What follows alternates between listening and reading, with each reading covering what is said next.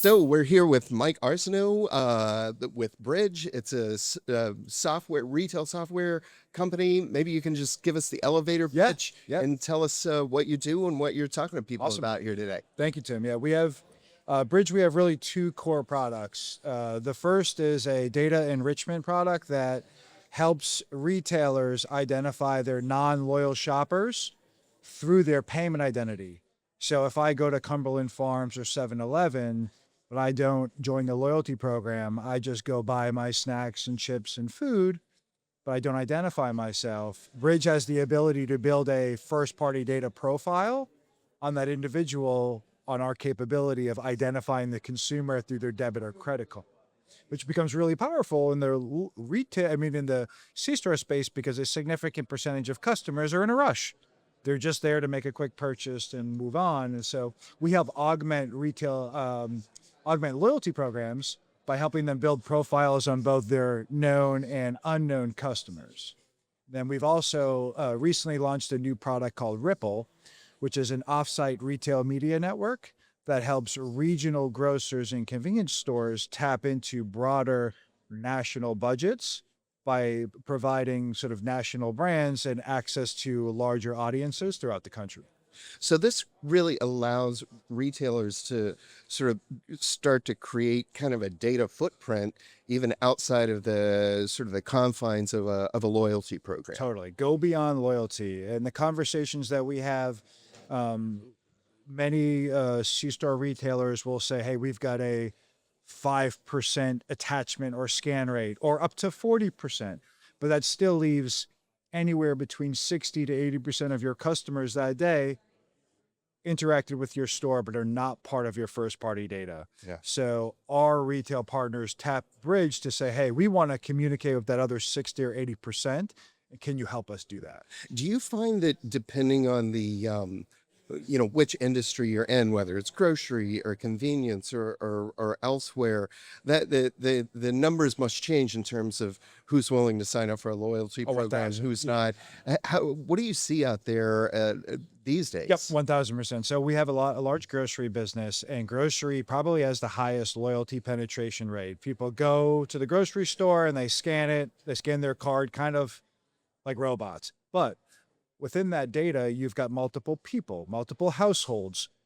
My wife still uses her mom's loyalty card, and I use that loyalty card. There were probably 5 different unique people in that loyalty scan. So we can help dedupe it, clean it up, build unique profiles on those customers. Then you've got even loyalty apps like even a Starbucks. Starbucks is one of the most popular apps out there. Everyone uses it.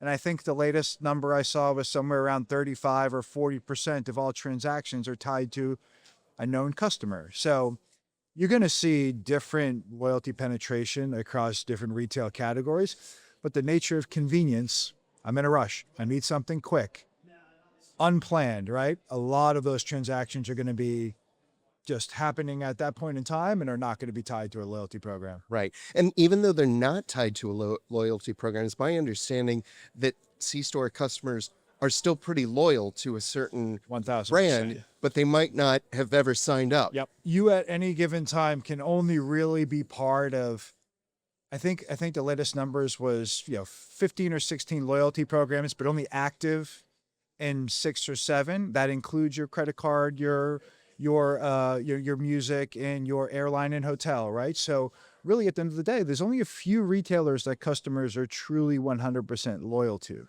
And I think the interesting thing about this space is the growth of the gas rewards on gas and getting folks to the pump to get the rewards because they have to fill up their gas tank and drive people into the store. So it's growing rapidly, but today, most of the customers that visit a C-store are not going to identify. Yeah. We're in day 2 of the RMN forum. Do you have any major takeaways so far? Are you making some connections? What are you seeing out there? I found this is my second event. The first event was really all about how do we get started. We don't have a program now. We're trying to launch one. Mm-hmm. This event, we're talking about sophisticated offsite strategies or in-store strategies. It's been a leveling up since the last event. So the industry is clearly moving very quickly. And, technology companies like Bridg are really there to help and, grow and kind of expand the breadth of the retailers' retail media programs. Yeah. And Rippl is pretty new. I mean, you guys are really out there working it right Yeah, now. launched less than 2 years ago. The goal is to, you've got large retailers like Walmart and Amazon, and Art showed that yesterday. They gobble up 90 something percent of the offsite retail media business, leaving smaller regional retailers. It's very difficult to compete with the scale and technology that those retailers offer. Gulp Media too, right? Over 120 million unique customers.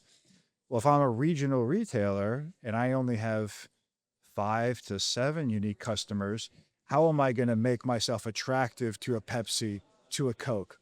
Ripple's goal is to bring regionals together and provide agencies and brands a national audience while at the regional level. So we've partnered. Today we have about a dozen retailers on our platform that share their customer data, their transaction data. And what we do is we go out to agencies and say, hey, do you want to reach people that buy your products at the regional grocers and sell that data as part of a retail media business? Right.